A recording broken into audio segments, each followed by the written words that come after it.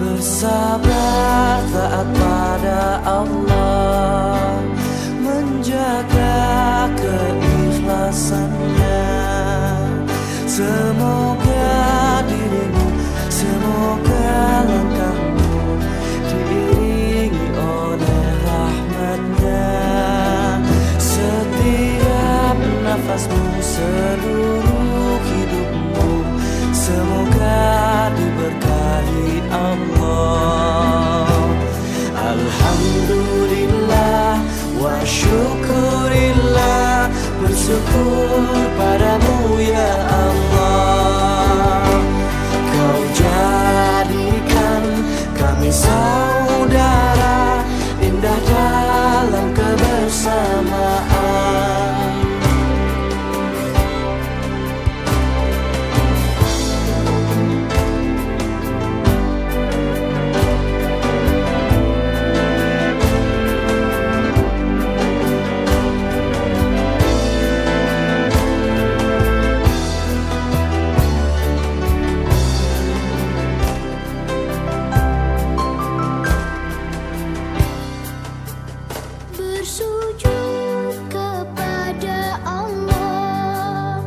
Bersyukur sepanjang waktu, setiap nafasmu, seluruh hidupmu, semoga diberkahi Allah.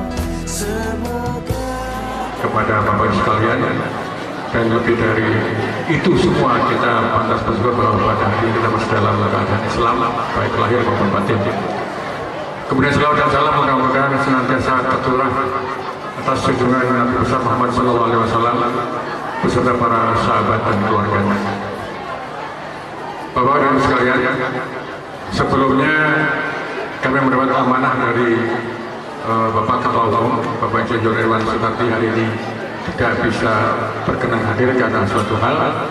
Mohon maaf, dan saya mendapat amanah untuk menyampaikan pesan-pesan beliau yang antara lain yang pertama yaitu mengucapkan terima kasih banyak atas kehadiran Bapak dan Ibu sekalian. Sungguh pagi ini kehadiran Bapak dan Ibu sekalian sangat membesarkan hati kami dan membahagiakan hati kami. Kemudian yang kedua, mengucapkan selamat kepada anak-anakku yang telah berhasil ujian negara yang sudah dilalui beberapa yang lalu, dan mudah-mudahan anak-anakku mampu bersyukur dalam hal ini. Kemudian bagi yang tidak berhasil, mudah-mudahan bisa bersabar hati seperti yang saya sampaikan Pak Hatim tadi, kemudian bisa ikhlas menerimanya, lalu introspeksi diri, dan mudah-mudahan disikapi dengan Islami sehingga tidak meruntuhkan semangat, tetapi justru membakar semangat agar supaya apa? Agar suatu depan lebih baik daripada yang sekarang. Dan perlu kami informasikan bahwa tahun ini memang banyak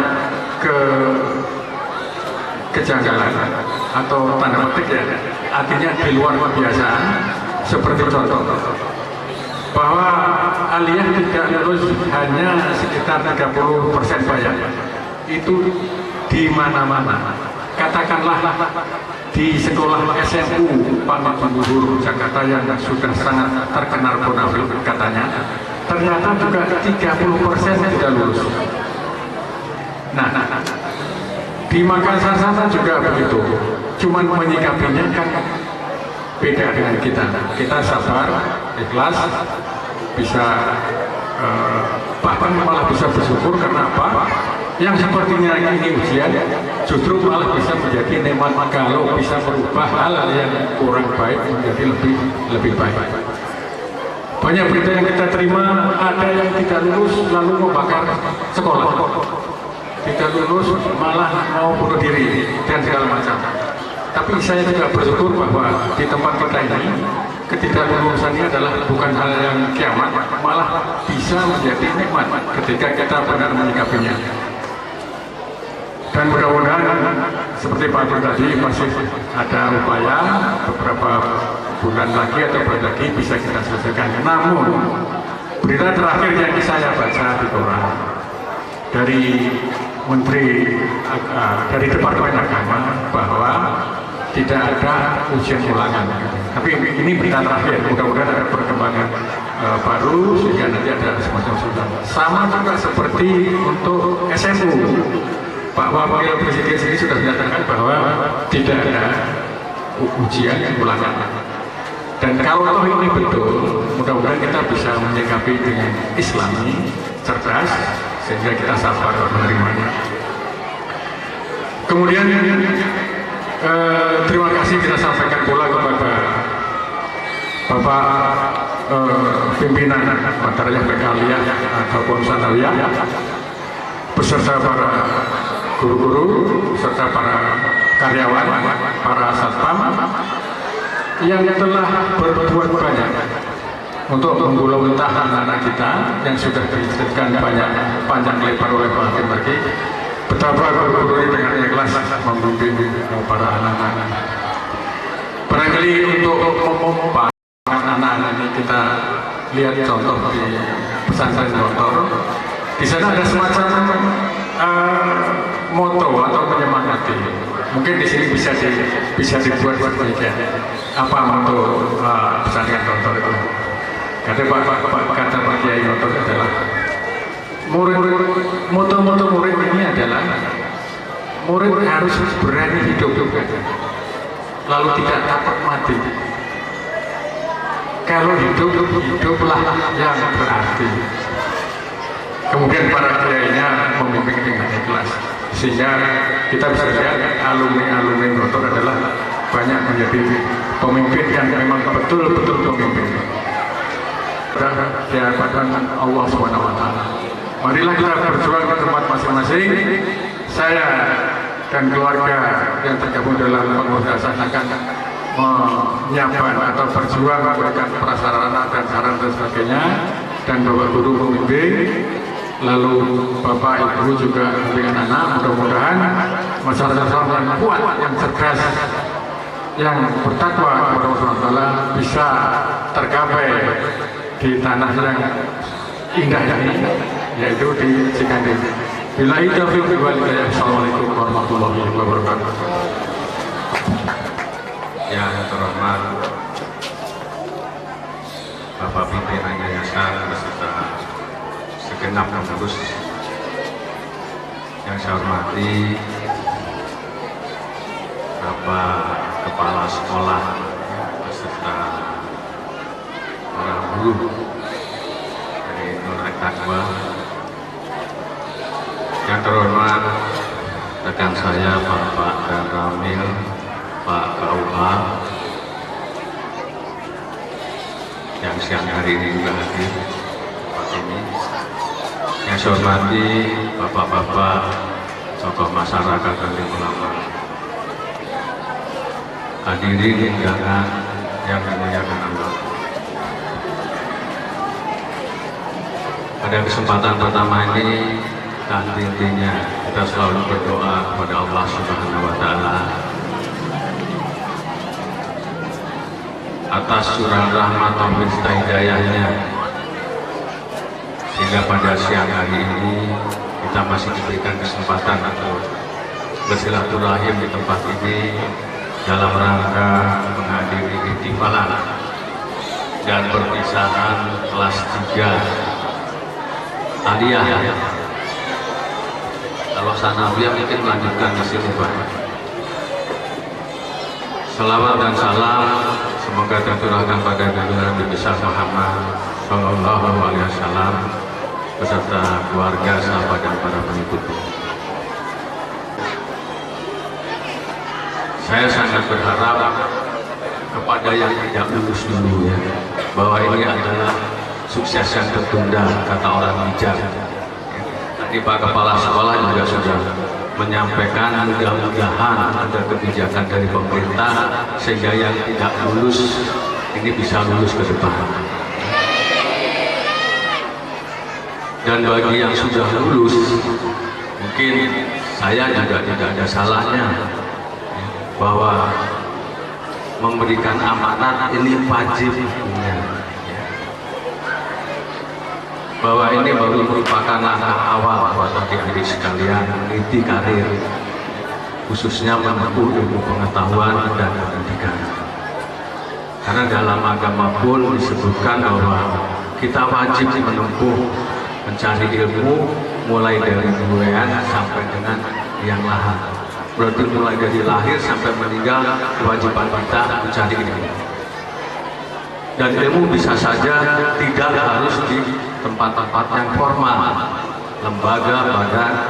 Bisa kita belajar ilmu dari masyarakat di luar. Justru sekarang ilmu adik-adik ini akan diuji di masyarakat. Tadi Pak Kepala Sekolah juga sudah menyampaikan salah satu pesan dari Pak Kepala Sekolah, jangan sampai membuat nama alma mater tercoreng karena hal yang kurang baik. Ya. Jadi untuk yang disinggung tadi masalah ketentuan dari pemerintah, mungkin saya bisa jelaskan sedikit Pak Kepala Sekolah. Bahkan tahun yang lalu, kalau nggak salah atau 2 tahun yang lalu, di tempat yang sama, saya pernah sampaikan berdasarkan hasil survei dari lembaga pendidikan internasional, mutu secara umum pendidikan di kita, di tanah air kita ini, di ASEAN saja masih kalah dengan Malaysia. Ini harus diakui, suka atau tidak. Padahal tahun 65 banyak orang-orang warga Malaysia yang belajar di Indonesia. Bahkan pemerintah Malaysia pun banyak yang meminta tenaga-tenaga pengajar, termasuk tenaga medis, ke Malaysia. Kita hanya di ASEAN itu di bawah Thailand kalau tidak salah.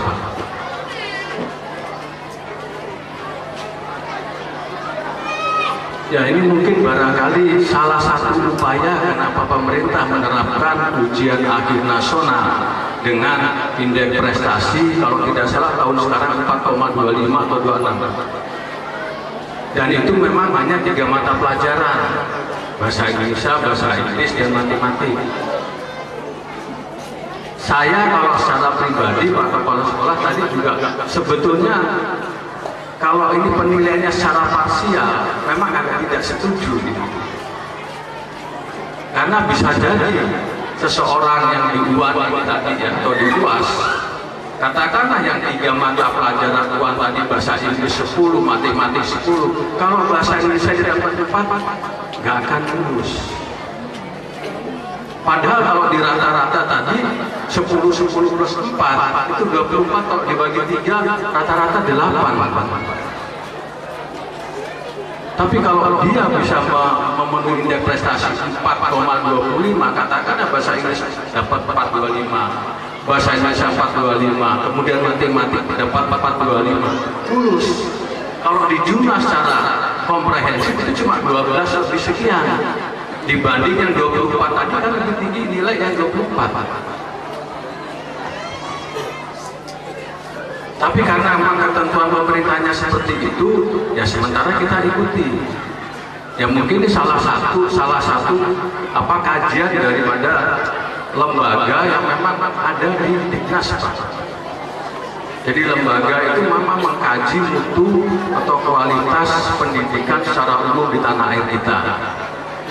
sekali lagi saya ucapkan kepada adik-adik yang keluar telah lulus pada tahun ini, saya ucapkan selamat dan selamat berjuang. Dan kepada wali murid yang kebetulan putra putrinya belum seberuntung, tolong diberikan dorongan, semangat untuk tidak untung, ya, artinya waktu 1 tahun tidak lama. Kalau harus mengulang 1 tahun, andainya kebijakan pemerintah ini tidak bisa berubah kembali. Jangan sampai kita sudah sekolah 3 tahun kemudian tidak punya ijazah, ya, bisa saja minimal lah kita harus. Itu saja, saya akhiri wabillahi taufiq wal hidayah. Wassalamualaikum warahmatullahi wabarakatuh. Alamat Songgom Jaya, Kecamatan Cikande.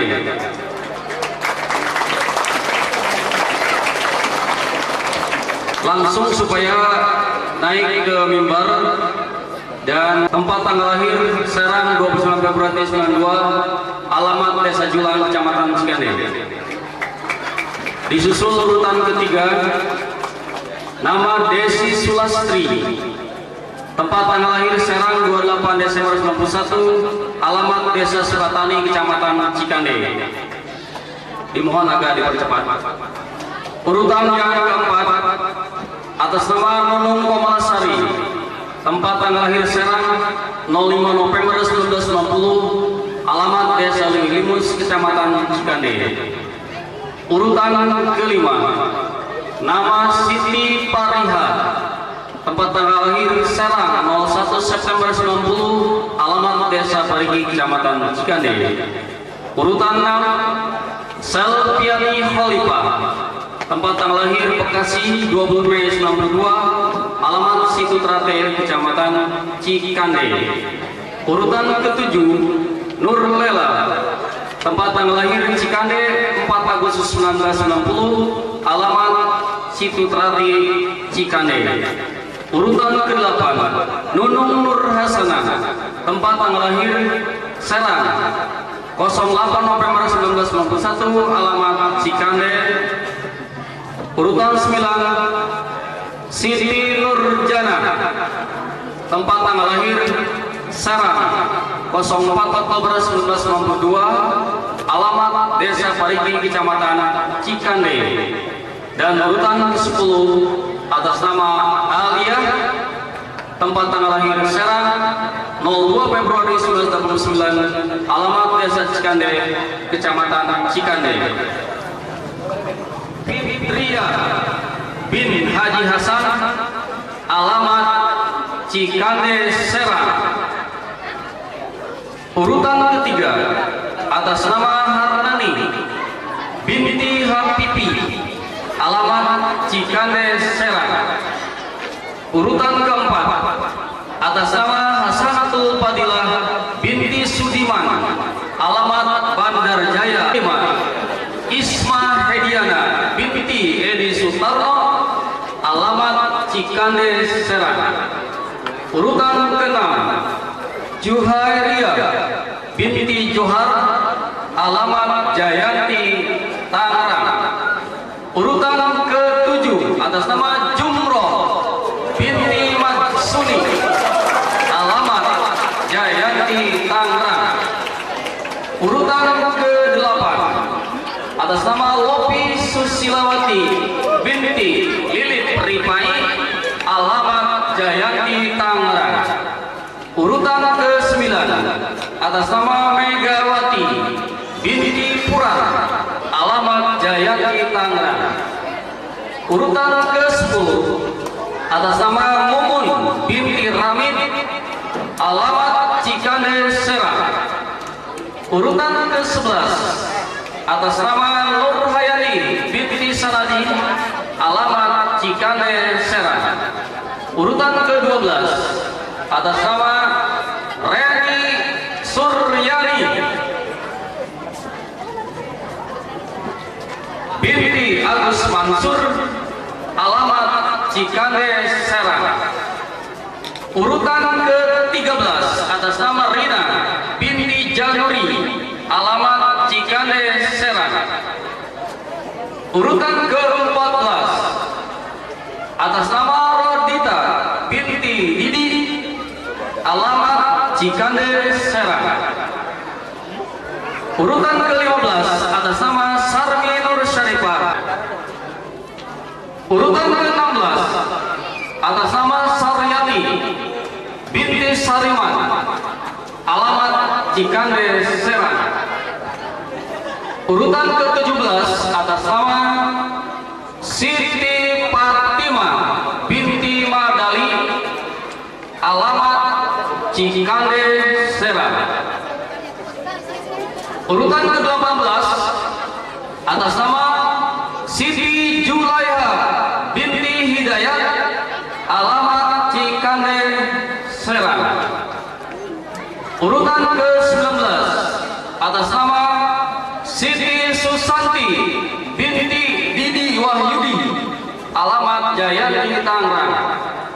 Urutan ke-20 atas nama Siti Tamaesuna binti Sartama, alamat Cikande Serang. Urutan ke-21 nama Suhira binti Sutara, alamat Cikande Serang. Urutan ke-22 atas nama Atifa binti Sarwan, alamat Cikande Serang.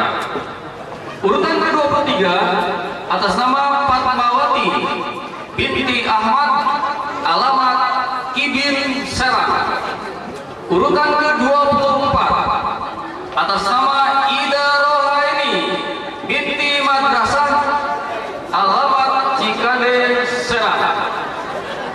Urutan ke-25 atas nama Iis Molisa binti Misa, alamat Cikande Serang. Urutan ke-26 atas nama Khadijah binti Kayat, alamat Cikande Serang. Urutan ke-27 atas nama Lilis Anggraini binti Raman, alamat Cikande Serang. Urutan ke-28 atas nama Maimunah binti Umar, alamat Cikande Serang. Urutan binti Mamat, alamat Cikande Serang.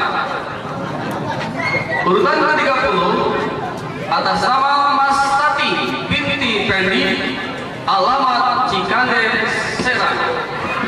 Urutan ke-31 atas nama Murtina binti Marjuki, alamat Kibin Serang. Urutan 32 atas nama Rohyati binti Ratim, alamat Cikande Serang. Urutan ke-33 atas nama Rosmaida binti Junaidi, alamat Bojonegoro Cilegon. Urutan 34 atas nama Santi binti Santi, alamat Jayanti Tangerang. Urutan 35 nama Siti Aisyah binti Haji Sardi, alamat Jayanti Tangerang. Urutan 36 atas nama Siti Haja binti Mukri, alamat Cikande Serang. Urutan 37 atas nama Siti Nur Haja binti Mas Duki, alamat Cikande Serang. Urutan 38 atas nama Siti Umayyah binti Sahari, alamat Cikande Serang. Urutan 39 atas nama Suhaini binti Jasuta, alamat Cikande Serang. Urutan 40 atas nama Susi Yuliana binti Ali Rohman, alamat Cikande Serang. Urutan 41 atas nama Yuliani Putri binti Sukandi, alamat Cikande Serang.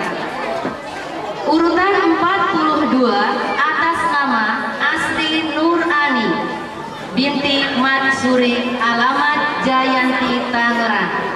Urutan 43 atas nama Ahmad Mahmudin bin Sanwani, alamat Jayanti Tangerang.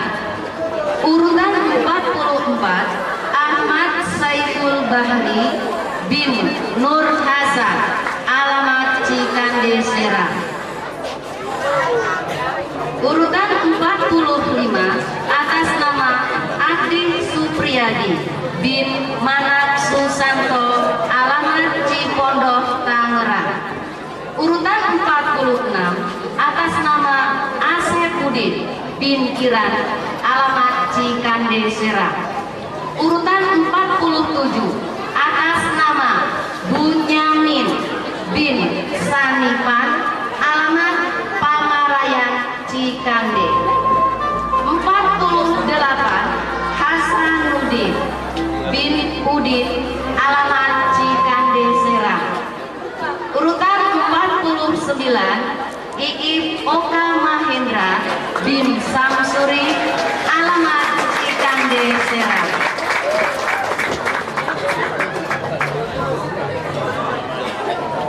Urutan 50 atas nama Jahemi bin Maryana, alamat Ibin Serang.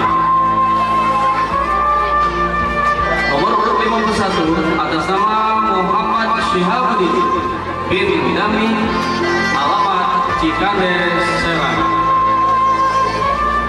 Urutan 52 atas nama Muhammad Nasiruddin bin Ahmad Raji, alamat Cikande Serang. Urutan 53 atas nama Munawir bin Lamri, alamat Ibin Serang. Nomor urut 54 atas nama Samsudin bin Muhammad Lukman, alamat Cikande Serang. Urutan 56 atas nama Sayuti bin Jasim, alamat Ibin Serang. Nomor 56 atas nama Solahuddin bin Haji Muhammad Nir, alamat Ibin Serang.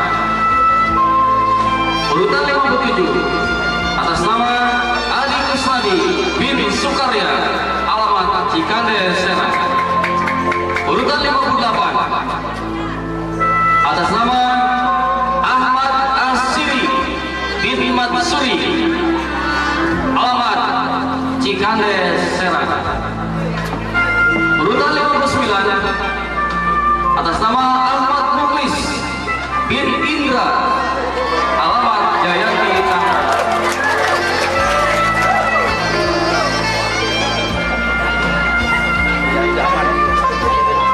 Nomor urut 50 atas nama Haris Sunanta bin Aswan, alamat Cikande Serang.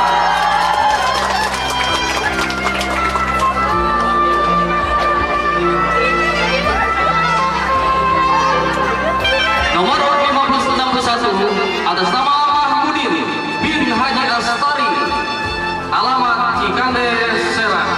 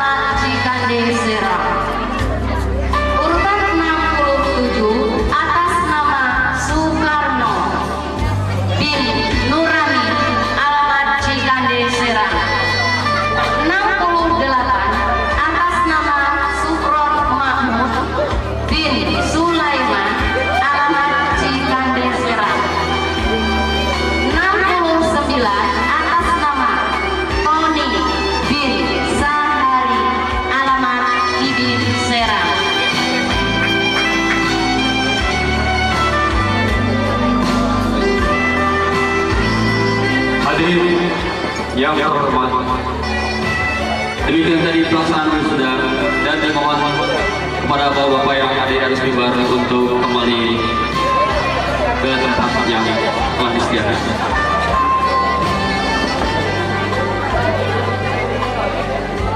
Bapak-bapak, ibu hadirin yang terhormat, mudah-mudahan pelaksanaan dampak yang baik tentunya buat yang wisuda, juga buat adik-adik kelasnya yang siap untuk meneruskan generasi muda yang akan datang.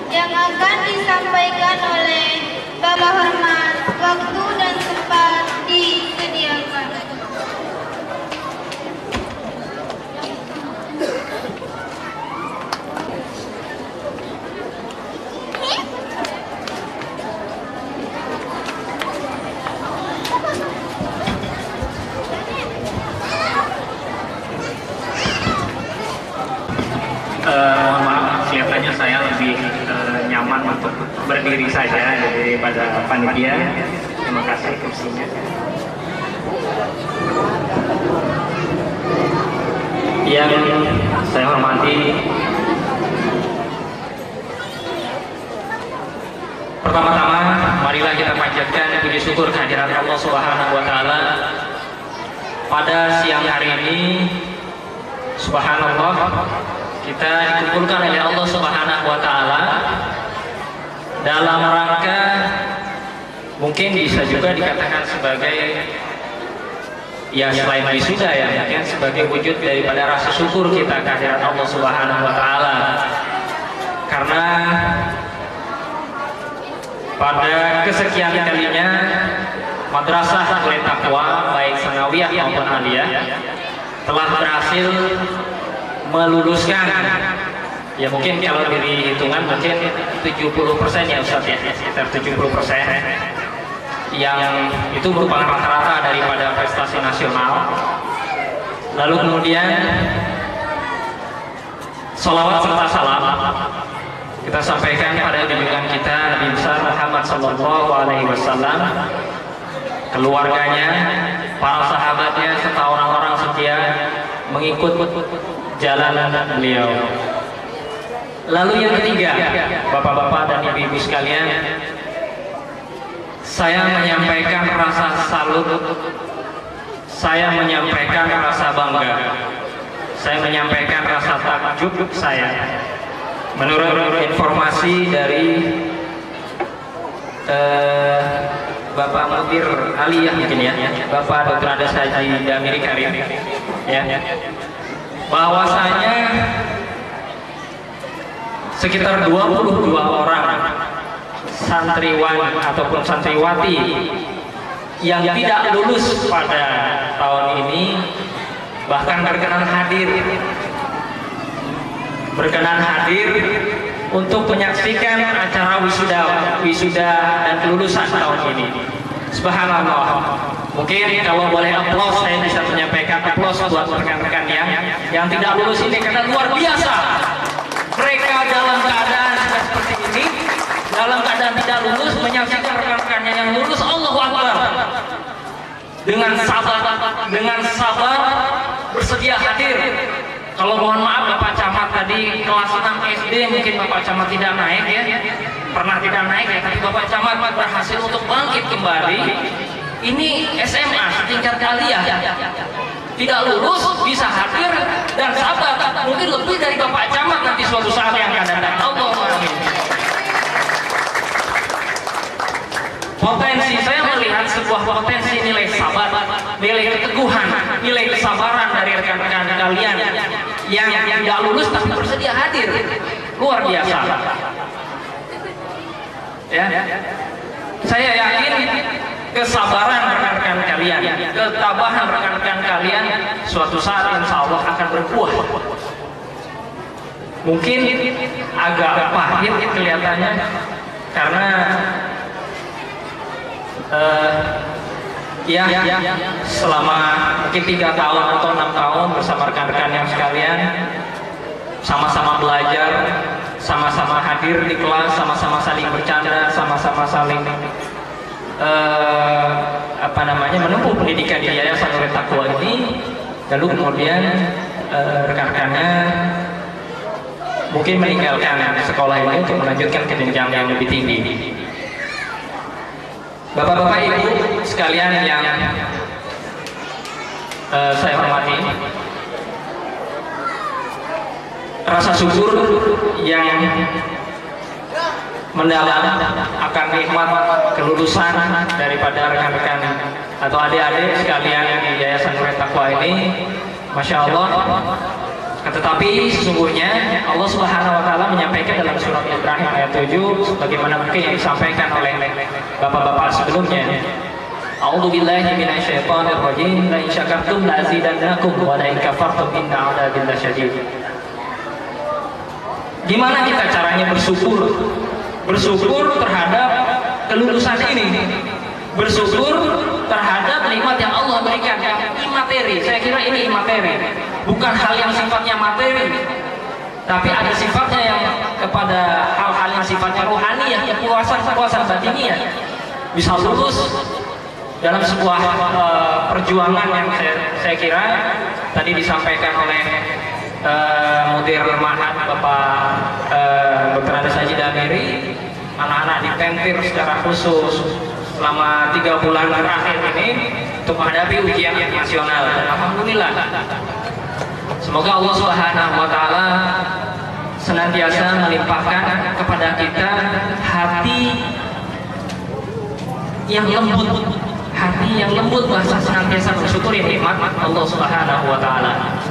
Nah, sekarang bagaimana caranya mensyukuri nikmat tersebut? Pertama, mungkin yang bisa disampaikan adalah sampaikan alhamdulillah, sujud syukur kehadirat Allah Subhanahu wa taala. Lalu kemudian yang kedua adalah bagaimana memanfaatkan ini sebuah potensi. Kelulusan Anda sekalian adalah merupakan potensi Anda untuk bisa lebih mengembangkan potensi diri, mengembangkan kemampuan, mengembangkan skill, ya. Sekolah ini adalah madrasah, bukan hanya sekolah yang mengajarkan atau pendidikan yang mengajarkan mengenai masalah ilmu yang sifatnya eksak, tapi juga mempelajari ilmu Allah yang sifatnya yang merupakan al-haqiqatul mutlaqah. Jadi kebenaran-kebenaran yang mutlak sifatnya. Selain Anda sekalian mempelajari ilmu-ilmu yang sifatnya al-haqiqatul tajribiyah atau ilmu-ilmu yang sifatnya kebenarannya merupakan kebenaran-kebenaran yang sifatnya eksperimental, Anda juga mempelajari ilmu-ilmu yang sifatnya mutlak. Anda mempelajari Quran, Anda mempelajari sunnah. Sehingga harus adil. Jadi kalau misalnya tadi kelulusan kita, kelulusan adik-adik sekalian itu cuma 3 mata pelajaran yang menentukan lulus tidaknya dalam ujian ini, akan tetapi untuk bisa menghadapi ujian hidup yang lebih besar ini, adik-adik sekalian harus memegang teguh al-haqiqatul mutlaqah tersebut, ilmu Allah tersebut yang sifatnya merupakan manhajul hayat atau tuntunan pada kehidupan.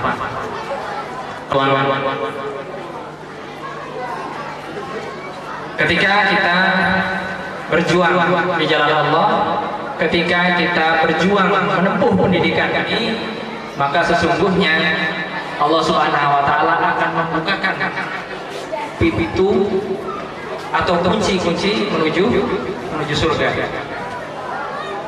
Tinggal kita bagaimana memanfaatkan ilmu tersebut. Apakah ilmu yang kita serap, apakah ilmu yang kita pelajari selama ini akan menjadi ilmu yang bermanfaat atau tidak. Dan juga mungkin bagi adik-adik sekalian yang masih menempuh pelajaran atau pendidikan di sekolah ini, ataupun nanti adik-adik yang juga nanti akan melanjutkan pendidikan di jenjang yang lebih tinggi, saya berpesan, yang pertama, jangan jadikan nilai, ya, nilai yang kita terima itu sebagai semata-mata ghoyah kita, sebagai tujuan kita. Karena nilai yang kita dapat, ya, itu sebetulnya hanya merupakan sebagai salah satu ukuran saja dan merupakan wasailul hayat. Jadi merupakan sarana penunjang dalam kehidupan. Jadi jangan sampai kita tertukar antara minhajul hayat dengan wasailul hayat, antara tuntunan kehidupan, tuntunan atau pedoman hidup dengan wasailul hayat atau sarana-sarana dalam kehidupan. Saya punya sedikit pengalaman yang saya kira cukup menyedihkan. Mohon maaf Bapak-bapak Ibu, saya TK dan SD itu sekolah di sekolah Katolik. Jadi saya belajar di sekolah Katolik. Tapi sore harinya saya masuk madrasah, ya. Jadi paginya saya sekolah Katolik, Ya Allah, mungkin waktu itu orang tua saya mungkin belum paham. Tetapi alhamdulillah sore hari saya madrasah. Masya Allah, ketika saya sekolah di sekolah Katolik tersebut, yang namanya kejujuran, yang namanya harga diri itu begitu dijaga. Saya terus terang baru kenal nyontek itu di madrasah. Saya kenal nyontek di madrasah. Tapi saya tidak kenal nyontek sama sekali ketika saya sekolah di sekolah Katolik. Ini sebetulnya sungguh sebuah ironi dan tantangan buat para pendidik kita, tantangan buat adik-adik sekalian, agar bagaimana bisa menjadikan ilmu yang kita serap, ilmu yang kita dapatkan di bangku sekolah itu menjadi ilmu yang berkah. Karena semata-mata tujuan kita untuk mendapatkan nilai, sehingga kita lupa bagaimana kalau bahasanya pesantren, bahasanya kiai itu berkah gitu, barokah kiai gitu. Jadi barokah dari menuntut ilmu pada para pendidik. Ya salah satunya adalah dengan kejujuran. Nah sekarang bagaimana sebetulnya kita memelihara kejujuran tersebut, tapi tidak lepas daripada keinginan kita untuk mendapatkan kunci sukses. Bagaimana caranya? Dari seorang kiai, yaitu Kiai Haji Toto Taswara, saya pernah mendapatkan sebuah resep bagaimana bisa mendapatkan kesuksesan, akan tetapi juga berkah. Ada satu kata yang saya ingat-ingat, yaitu dengan aku bisa. Ya, aku bisa. Jadi kunci suksesnya itu bilang aku bisa. Apa aku bisa? Itu ternyata singkatan.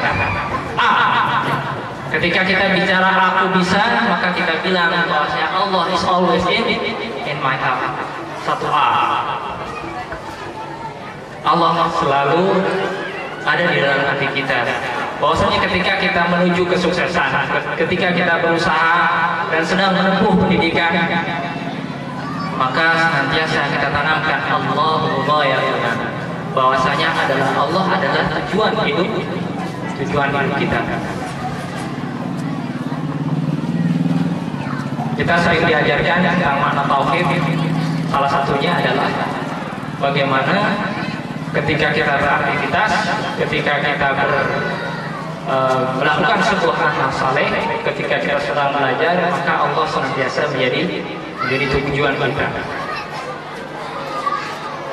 Lalu kemudian yang kedua adalah apa itu knowledge is power.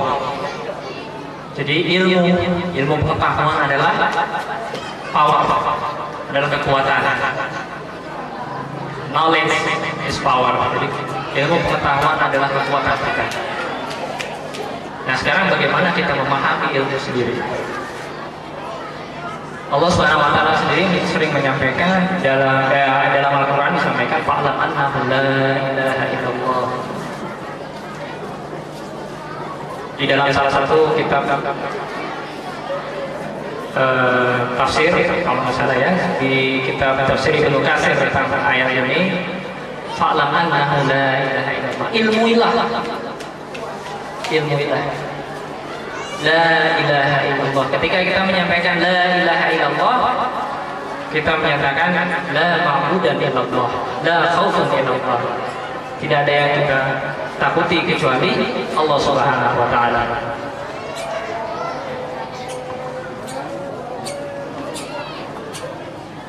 Mohon maaf, kita dengarkan adzan terlebih dahulu. Ilmu Allah itu terbagi menjadi dua. Yang pertama adalah ayatul qauliyah, Kemudian yang kedua adalah ayatul kauniyah. Jadi ayatul kauniyah ini adalah tanda-tanda kekuasaan Allah berupa qaul ya. Jadi Al-Quran dan Sunnah itu termasuk daripada ayatul kauniyah yang disampaikan melalui Rasulnya berupa wahyu. Lalu kemudian ayatul kauniyah. Ayatul kauniyah ini tanda-tanda alam, tanda-tanda kekuasaan Allah dari alam semesta, kehidupan sosial dan lain sebagainya, yang sifatnya seperti yang saya sampaikan tadi, bahwasanya ayatul kauniyah tadi sifatnya adalah tajribiyah atau sifatnya eksperimental. Jadi mungkin pada saat sekarang ini mungkin dulu pernah ada pemahaman bahwasanya bumi itu datar. Ternyata kemudian pemahaman selanjutnya adalah bahwasanya bumi itu bulat. Jadi kebenarannya sifatnya eksperimental. Itu merupakan pengetahuan-pengetahuan yang sifatnya wasailul hayat atau sarana-sarana kehidupan. Sarana-sarana kehidupan yang kita pelajari itu dalam rangka untuk memperbaiki kualitas kehidupan manusia. Akan tetapi kalau misalnya wasailul hayat itu kemudian kita jadikan sebagai ghoyah kita, sebagai minhaj kita dalam kehidupan atau metode kita dalam kehidupan, tuntunan kita dalam kehidupan, maka yang jadi adalah pemahaman yang sifatnya materialis. Pemahaman yang sifatnya materialis. Sehingga yang perlu kita pahami adalah kita menempatkan ilmu Allah itu pada proporsinya. Kita menempatkan ayatul kauniyah, Al-Quran dan Sunnah itu sebagai minhajul hayat kita, sebagai pedoman hidup kita, sebagai tuntunan hidup kita.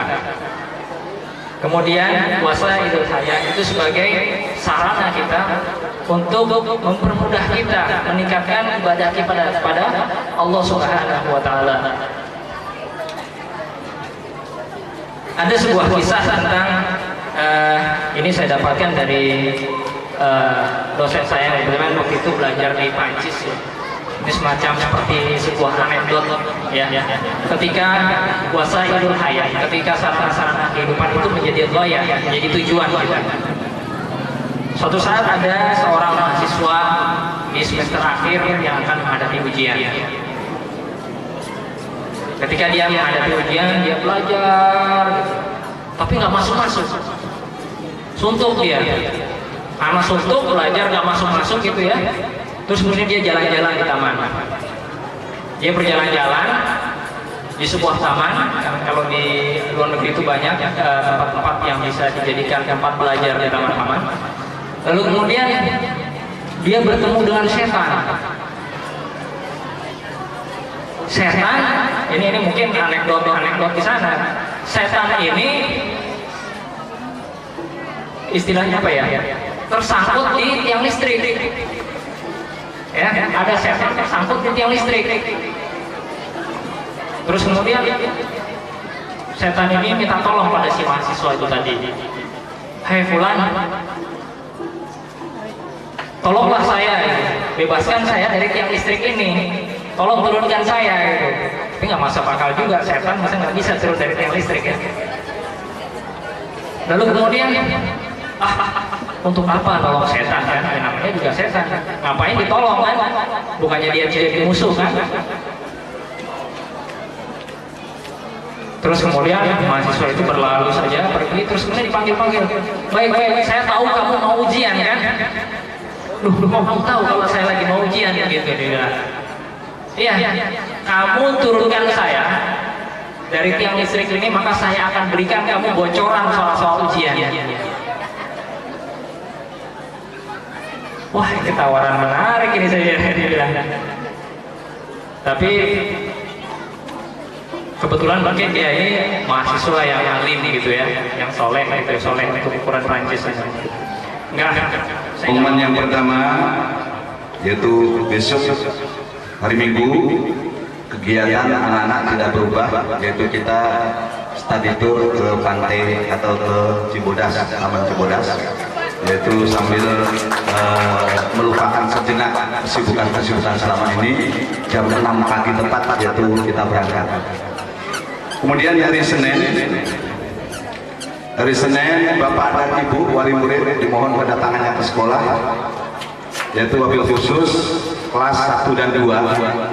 Karena tahun ini akan kami coba untuk mengambil raport adalah Bapak Ibu wali murid, karena kami kepengen kenalan dengan Bapak Ibu wali murid, karena ada anak yang dulunya daftarnya dititipkan sama temannya, begitu perpisahan nggak datang, selama 6 tahun belum kenal dengan Bapak Ibunya. Maka sarana untuk saya sesuai kenal dengan Bapak Ibu wali murid yaitu dengan catatan memberikan raport. Untuk tahun ini raport yaitu diambil oleh Bapak Ibu wali murid kelas 1 kelas 2 dengan membawa buku SPP atau catatan SPP. Yang masuk hari Senin yaitu kelas 3 sanawiyah, karena akan mendengarkan pengumuman kelulusan, yaitu kelas 3 sanawiyah putra dan putri hari Senin masuk bareng dengan Bapak Ibu wali murid kelas 1 kelas 2 sanawiyah maupun aliyah untuk penerima raport. Dan nanti tatkala daftar ulang, liburnya nanti akan diumumkan melalui wali murid. Tatkala nanti daftar ulang, yaitu raport dibawa dengan membawanya uang daftar ulang 1,5 juta. Karena kalau STM saya dengar itu semuanya dan salah satu pada umumnya itu daftar ulang itu 1 juta di atas. Nur Etakwa alhamdulillah cukup dengan Rp15.000. Mudah-mudahan sangat terjangkau dengan membayar uang 15.000 untuk mendaftarkan duduk di kelas yang baru, dengan membayar SPP pertama di bulan itu, kemudian membayar uang LKS selama setengah tahun. Bapak Kiai, alhamdulillah kita sudah punya gedung. Kalau tadi bicara kalau aliyah apa bisa kuliah di komputer, itu gedung yang di atas itu ada 45 unit komputer. Jadi untuk wali murid yang mungkin belum tahu ruangan, di tingkat lantai 2 di gedung sebelah sana itu adalah tempat praktek anak-anak kita. Di sana ada 40 lebih unit komputer yang dipakai oleh anak-anak kita setiap seminggu sekali. Yang berikutnya yaitu pada hari Selasanya tanggal 27 Juni 2006 pembukaan penerima siswa baru bagi MTS maupun MA dengan ketentuan nanti hubungi langsung pada panitia.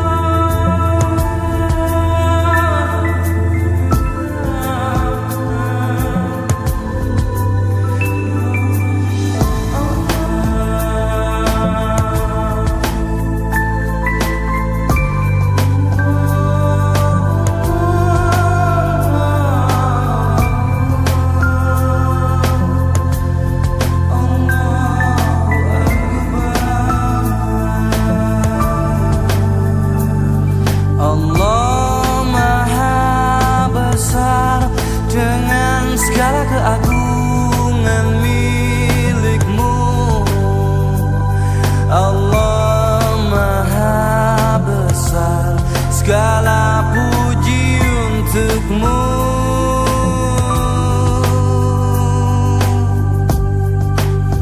bayi yang lahir, nyawa yang hilang, setiap insan semua telah dituliskan.